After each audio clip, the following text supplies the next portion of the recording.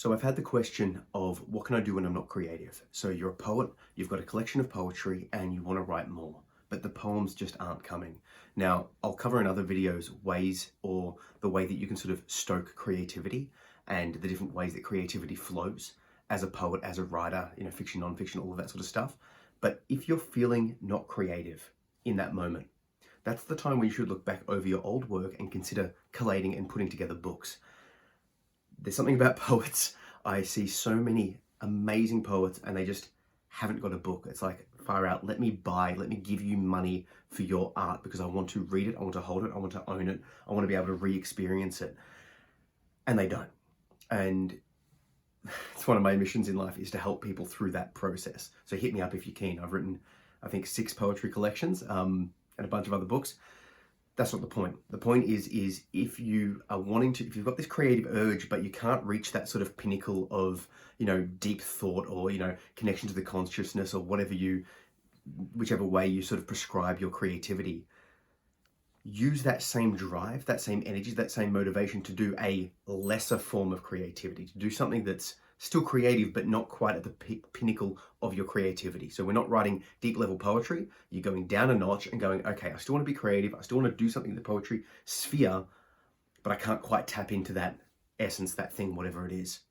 Write the book, collate the book, go through that process. Now, obviously this is a massive process of what we're talking. You're looking at all of your old poems, you're seeing which ones would fit together, which ones don't. You're making tweaks, you're working out the order. If you're doing a book, you want to tell a bit of a story, a bit of a flow. Maybe you dip down low and then you come back high at the end. If you want to tell a positive, uplifting story, or maybe you go the other way, tell the story of a demise. Maybe you want to theme it like love poems or grief poems or whatever. Collate them all. Then come up with a name, come up with a cover art. You're still being creative, you're still working with poetry, but you're not quite doing the writing, and that's fine. But that way, you go through the self-publishing process. I went through Amazon, there's a bunch of different ways to do it. Once again, I'll talk on that in another video, but you're giving people something to be able to purchase.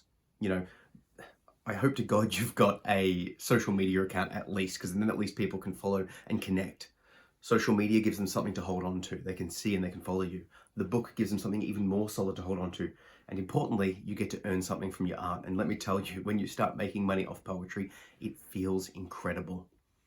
Not just from a financial perspective, but from like a validation perspective. We vote with our wallets. We vote with our money. If you buy something, you're saying to that company, you're doing a great job. It's going to encourage them to do more.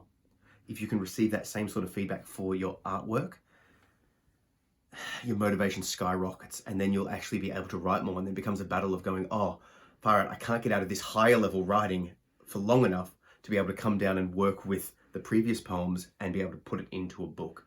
That's the issue that I sometimes find, is that I'm up here and it's like, I look back at my old stuff and I'm not in that mode anymore. So it's a little bit of a work for me to try and get it down onto the page and put it together in a book. But it is worth it, because then you can say, hey, check this out, see my other stuff and all of that sort of stuff. So if you can't be fully creative, collate, make a book, get it online. Then you've got something to offer to the world beyond just what you can perform in the moment.